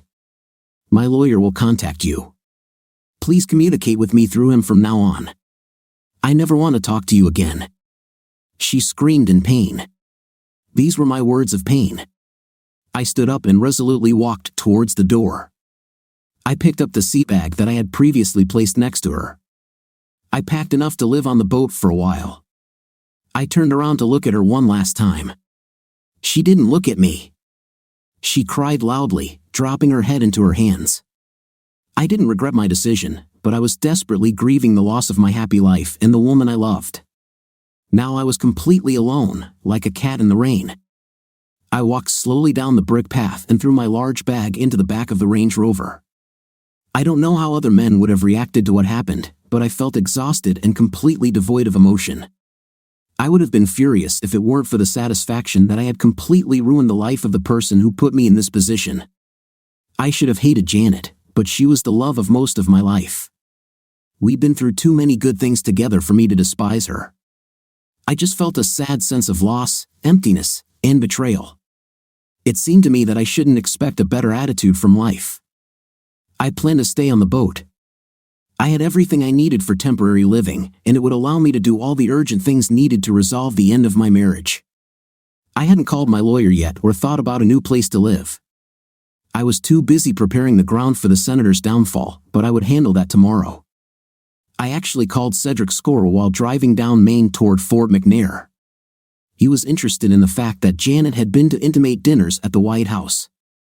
He said he was going to dig deeper into this information and hinted that he thought Janet's affair might ruin the whole picture. I asked, "Do you really think she slept with the president?" He replied, "I'm sure he'd take advantage of her if she was available and in the right place. That old lecher would sleep with anyone, and Simpson is definitely sycophantic enough to make her available. Plus, she's incredibly hot." Are you saying she was in the White House twice? I'd bet that after the second visit, they changed the linens in the Lincoln bedroom. Maybe I'll dig into the visitor lists to see what I can find there. I didn't know what to think about being in the same hole as the most powerful man in the free world. I was stowing my things below deck when a thunderstorm began, which had been threatening throughout the day. It became a strong storm, and the wind and waves rocked the boat on the moorings. It wasn't cruel, it was actually quite soothing to listen to the rain pattering on the deck above me. I opened a bottle of Boudreaux 27, turned on Beethoven's immortal Ninth Symphony, and sat down to meditate while drinking whiskey. I knew this was my last conversation with Janet, and I struggled with the idea that I would probably spend the rest of my life alone. I knew I could never trust a woman again, at least not enough to let her into my life. It was all too painful, and I didn't want to repeat this experience. I could understand the context. Janet fell into the trap of power and loved being there. Politicians come and go, but employees like Janet live in a Darwinian culture, and it was natural for her to gravitate toward the one with the most influence. Janet is beautiful, and Simpson wanted her, so he used his position to win her over. Case closed. Janet gained short-term fame and the sense of self-respect you get when you move in circles of true power. This would have been a smart choice if she weren't married, but with the departure of the senator and my departure, she now has nothing left. Janet has already called several times. I didn't want to hear any more excuses. I'll delete her voicemails later. The phone rang again as I was finishing up a lovely 2 fingers of peat nectar. This time it was Key. I looked at my watch, it was 12:30 at night. I said, "What's up, baby?" She said, "God, Paul, are you okay?" Janet just called me in complete despair. She said you left her, and she doesn't understand why. Is she smoking something weird, or is she still not right? Did you see the video? I laughed and said, she thinks a 5-month affair with a U.S. senator is no big deal. She said she just slept with him for the sake of the country. She doesn't understand why I feel so bad about it. Key burst out laughing on the other end of the line. I added, "So, I'll live on the boat until I find a place." Thunder rumbled. "She's tied to the pier, so I won't need any lifeboats." She laughed and said, "How are you feeling? Do you want me to come?" I laughed and replied, "Sleeping conditions will be the same as Saturday night, so I don't think it's worth it yet. I'm starting to feel a little better and don't want to complicate things just now. One thing is still bothering me. After listening to all this nonsense from Janet, I'm starting to wonder if I was married to a fictional woman. The one I spoke to today has no moral compass." Key said, "This is what happens. Women grow up projecting an image based on the morals that society imposes on us. This is what we internalize and reflect. It's our way of ensuring approval. This identity is unreal by definition because it is based on the views of other people. However, for most women, this determines how we live, that is, until temptation gets in our way. Then, an intimate woman finds it difficult to say no to her lower instincts. You have to really understand the consequences to be able to refuse something as tempting as illicit night. And it seems Janet has not yet realized her inner state. I said, Janet loves intim, doesn't she? Key replied, definitely. I asked, that's it? Key said, I'm not saying she's schizophrenic. I'm just saying that the woman you were talking to is an evolved version of the Janet you once knew. She still sees herself as your loving wife. It's just that she's made this new discovery that intim outside of marriage can be fun and satisfying. The Janet you fell in love with is probably still here, just as she was before. But the new Janet, who learned she could use her body to control powerful men, will continue to justify her promiscuous behavior. It's like she had an evil sister, and this sister will continue to do wild and self-destructive things until the original Janet learns to channel her natural intimate impulses into more constructive channels in life. I said, ugh, this is very serious. How did you become so wise? She laughed bitterly and said, from my own bitter experience. I went through this twice. I had to kill my evil sister to regain some self-respect. I said, thank you for telling me that. At least now I can sleep better knowing that the woman I talked to tonight wasn't always like this. Now, it's been a long day, so I'll talk with you tomorrow. I fell asleep while the boat was still rocking on the waves. As I drifted off, I decided not to deceive myself any longer. Key Whitman was one hell of a good woman, and although I swore I would never deal with women again, I couldn't help but wonder what life could be like with someone as strong, smart, and insightful as Key. The next day, the Post came out with a story on the front page of its online edition under the loud headline, Senator Simpson Scandal. CNN and all the national media also picked up the news. Gold kept his word and did not mention Janet specifically, but that didn't stop the media monster truck from rummaging around like a pig for truffles. In the end, Janet's name came out anyway. By this morning's episode, her face was plastered all over the national news, which, of course, drew me the horns in a spectacular manner. Media jackhawks found out where Janet lives, so she left our condominium pursued by a crowd of reporters and paparazzi. I watched the commotion on the local news channel. It was heartbreaking to see the person you once loved look so completely defeated. I knew that they would follow me further, so I took off the mooring lines and headed for the mouth of the Potomac. It was a full day's journey, but by evening, I was sheltered in a deep bay off Cape Lookout. My mysterious disappearance and my intelligence background sparked a storm of speculation that lasted the standard 15 minutes of media attention. Protested all day, claiming that the infidelity rumors were lies made up by a jealous husband. So, I used my entire data package to upload unedited video of his escapades to selected sites. I then sent the leaks to TMZ. The global interest it generated almost broke the internet. Given the rumors going around town about the president's involvement with Simpson's mistress, I'm sure the White House would have had him removed if they could get away with it. Instead, our noble leader contented himself with throwing Simpson under the bus and then running over him several more times. The president's scathing statement about Simpson's morals and ethics was textbook Washington hypocrisy. Amazingly, all this happened within 36 hours. Gold then broke the news. Thanks to what I gave him, it was easy for Post researchers to follow the vile trail to Simpson's hidden treasure. So, the evening edition came out with a long and detailed article about corruption and nepotism in Washington behind the scenes, authored by Gold. I thought, I smell victory. There's nothing like the hint of a scandal to get all the politicians to come together. His friends in the Senate forced Simpson to resign by early the next morning. The former senator then found himself indicted by the Attorney General for racketeering and bribery. His wife returned home to Dad, who owned most of the valuable parts of this damn state.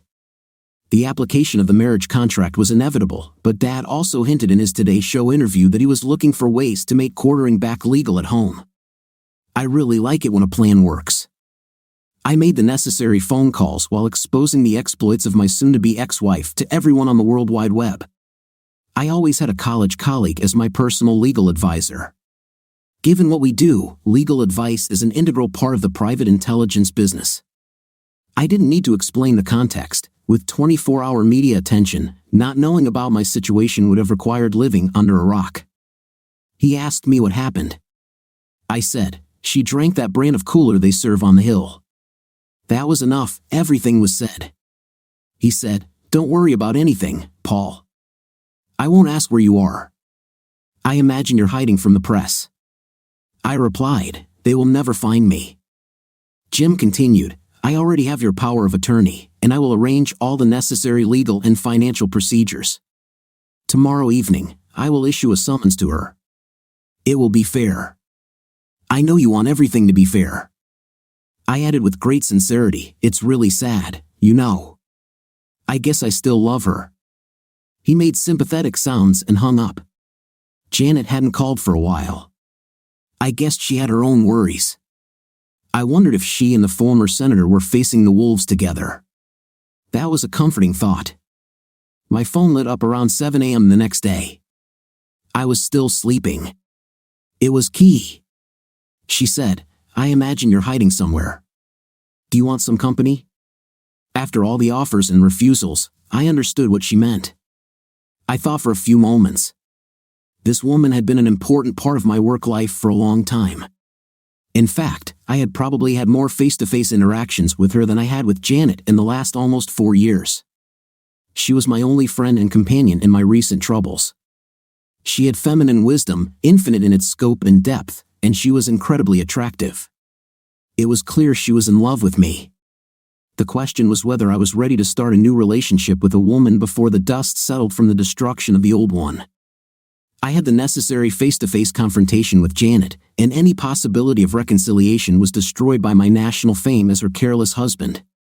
So in my mind, the past was dead and the road ahead was wide open.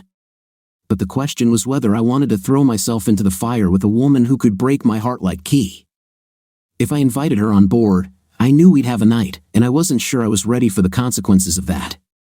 But despite the Hamlet-like hesitation I felt, there was one thing I was absolutely sure of. I really needed and wanted Key by my side. So after an uncomfortably long pause, I said, you can come, but it will probably be the end of both of our careers. I'm leaving this nest of ice. Do you still want to come with me? She answered without a second of hesitation, where should I meet you? I met her at the marina in Enville, just over the Virginia border. She parked her car in the area where the boats are stored. I gave them $1,200 to make sure she would remain there untouched until I could find someone to come get her. I called my boss, who owned the company, and told him that given the media storm, I couldn't be effective. I told him that Key was with me and that she had not made any decisions yet. Key wore her classic outfit, a t-shirt, skinny jeans, and boat boots. She had a medium-sized bag containing the rest of her belongings. She was beaming with happiness as we set off for the Chesapeake Bay and headed south. I said, do you want to raise the sail? She replied, of course. If I'm going to be your sailor, I need to learn everything. So I showed her the motorized winch and then hoisted the sail myself while she steered. The weather was perfect for sailing, as is often the case in the fall in the Chesapeake. Just as the sail filled and flapped, the boat heeled to starboard, and I returned to the controls while she sat next to me.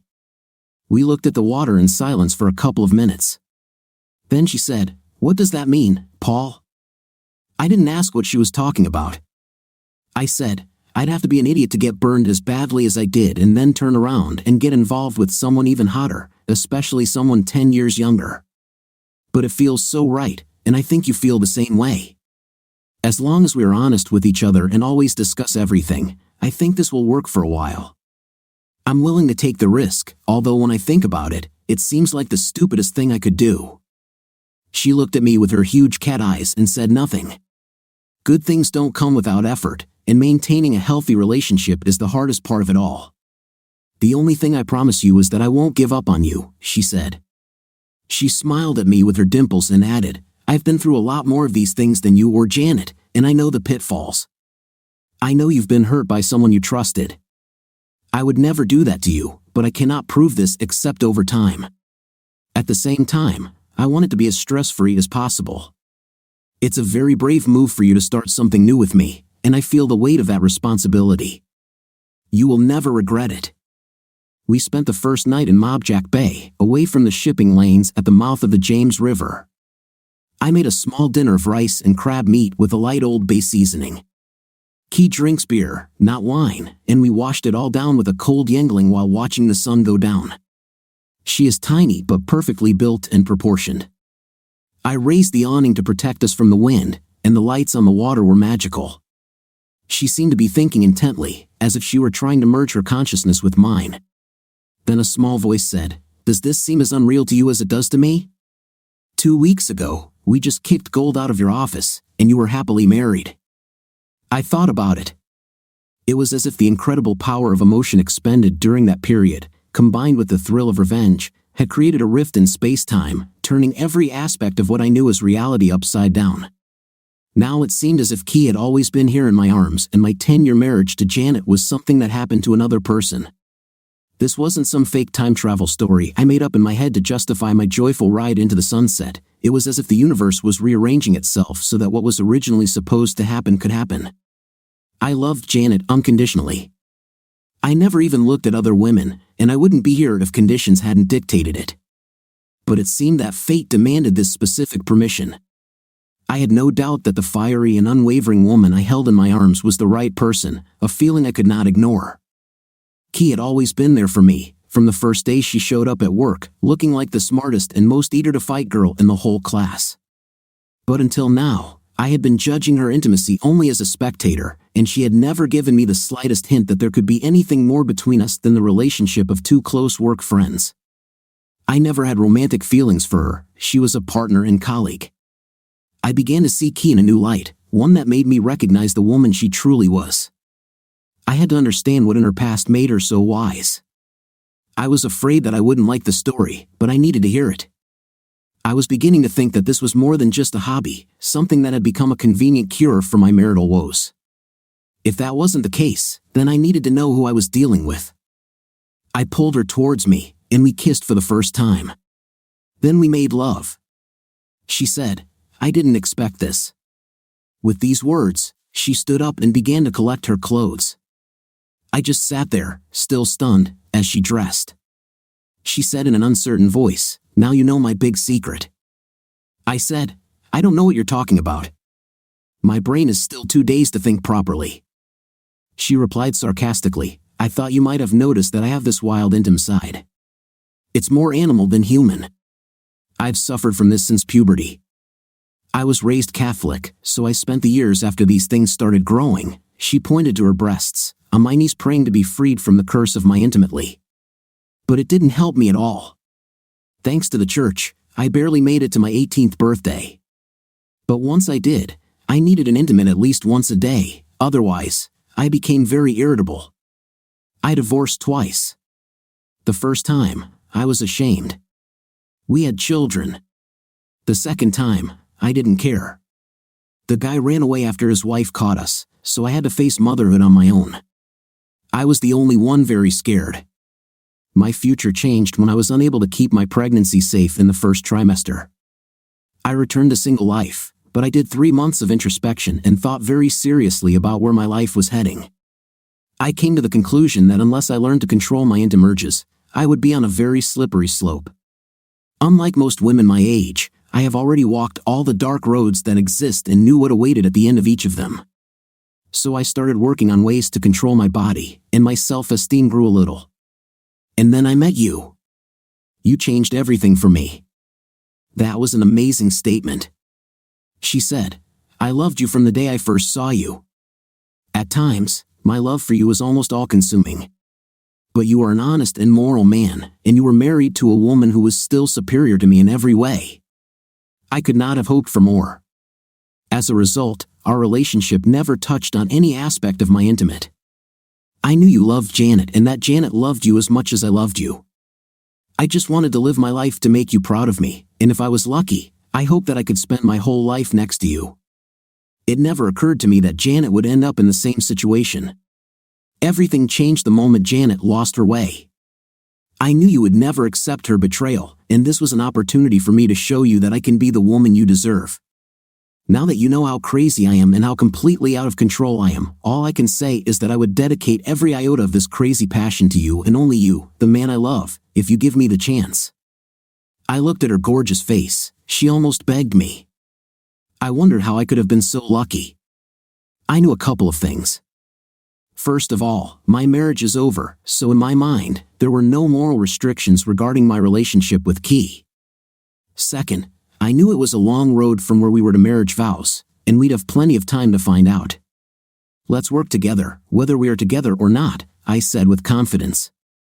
"Your pretty and your intimate history mean nothing to me. All I care about is the person standing here, and for almost 4 years, you have been my absolutely reliable, loyal, unwavering, and caring friend and companion. The fact that you're the wildest lover in the world is just icing on the cake, as long as you're only like that with me." She hit me on the shoulder, and with her 2 dimples and sunny smile, I knew she was ready to be the best lover and companion a man could ever want. So I said, "Okay then, let's go to the Bahamas and wait for the divorce. I need a place in the sun to get out of the rain." She looked puzzled. She didn't understand the illusion, but since it was an old life, she really didn't need to. Now she was my son. Janet fought tooth and nail for the divorce. Her story turned into a tale of how cruel I abandoned her words, because she was intimate harassed, again, her words. This continued in the press until Gold released another big headline.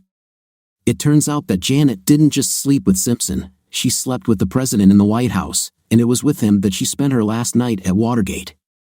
This news changed the whole story.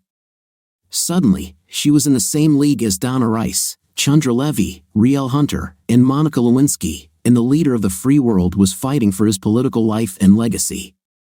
It is not surprising that after this news, the divorce went smoothly and without further ado.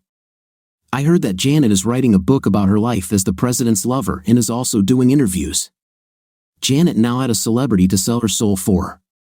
Part of me wanted to see her end up living in a cardboard box under a bridge, but I have accepted the fact that in real life, bad people often do not suffer for their actions.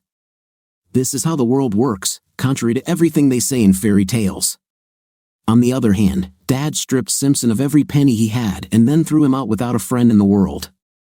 That idiot got what he deserved, so the scales of justice are balanced to some extent. Meanwhile, my exquisite little lover and best friend became the highlight of the program in Freeport. After a week of sailing, we found ourselves in the port of Luca Marina.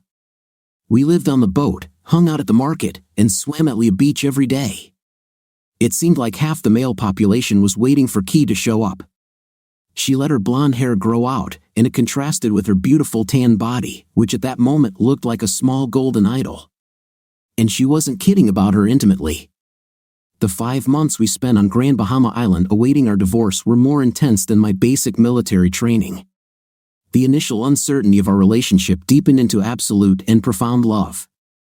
I even loved it when we went to clubs and all the Bahamian hotties would line up to dance with her.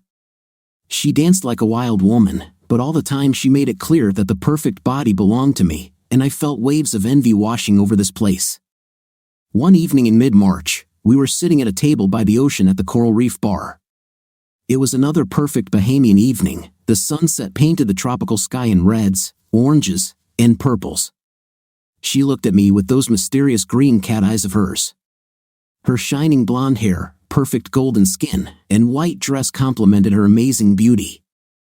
I think I've never seen anyone so beautiful. She reached across the table to take my hand in hers. She did this often. I said, "I have a question for you." She replied, "Of course," but she didn't let go of my hand. I said, "You'll have to let go of my hand so I can do this." She looked annoyed.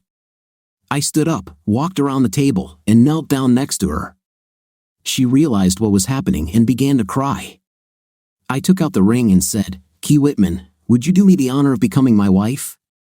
She cried on my shoulder and said, "Yes, yes, 1,000 times yes," and dissolved in happy tears.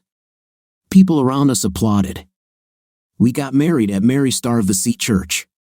She was in white, and I was in my best suit. We returned the next week. We both needed to find gainful employment, but we were tired of commercial intelligence, so we opened a boutique serving some of our former clients. We made a lot of money doing this, but the main thing was that we always worked together. Janet and I had different careers, and ultimately, this division led to death. Key and I shared everything and always focused only on each other. If we were not perfectly suited for each other, this degree of closeness would inevitably lead to friction. But the more we worked together, the closer we became to each other. One Saturday morning, Key walked in from a mysterious visit. She came to where I worked and said anxiously, "Paul, we need to talk." I thought, oh God, this is serious. I followed her onto the deck. We lived in McLean and had a big, beautiful backyard. We sat in our usual chairs, looking out at the flower beds. She said, "I just went to the doctor, and he confirmed what I need to tell you." I thought, damn, that's a capital C. She looked even more worried and said, "I haven't used protection for the last few months because I wanted your baby. I was going to discuss this with you before things got too far, but it looks like it already has. I'm 2 months pregnant. We're going to be parents. I know we promised to always discuss such important things, but I didn't think it would happen so quickly." She looked at me uncertainly, as if I might kick her out for daring to get pregnant by me. I remembered how her last pregnancy went and knew I had to be gentle. I took her hand and said, "I didn't think you could make me any happier, but you just did." Her face lit up, as if all the care in the world had disappeared. She showed me her full dimples and said, "I love you. I will always love you, and now we will have another person who will love you." I said, "Key, it seems like fate that I went from the worst time in my life to the best with you. But that's what happened, and it's all because of who you are. I'll love you more than you love me because you gave my life a meaning that I could never have dreamed of. Now, let's start buying things for the nursery. I have a daughter to spoil." She said, "What if it's a boy?" I replied, "A woman like you couldn't give birth to anything less than an exceptional baby girl." And I was right. Small Eli Schmidt looked exactly like her mother. Key threw herself into motherhood with the same passion she had for our nightlife. She showed equal devotion to all 4 of our children. It was a wonderful life. I was sitting on the hospital bed when they all arrived. Key was now in her 70s, but in my opinion, she was as beautiful as ever. I knew I had very little time left, but it was a life well lived, thanks to my special angel. I took her hand in mine. She smiled her dimpled smile. I whispered, "I love you." She squeezed my hand, too out of breath to speak. While she was doing this, the room turned into one point of blinding light. All I could hear as I slipped away was my family's sobs. I wasn't the least bit scared. I knew I would see her on the other side. What do you think of our story today? I think today's story was very interesting and long because of its exciting plot. What is your impression? Write in the comments. See you in the next video.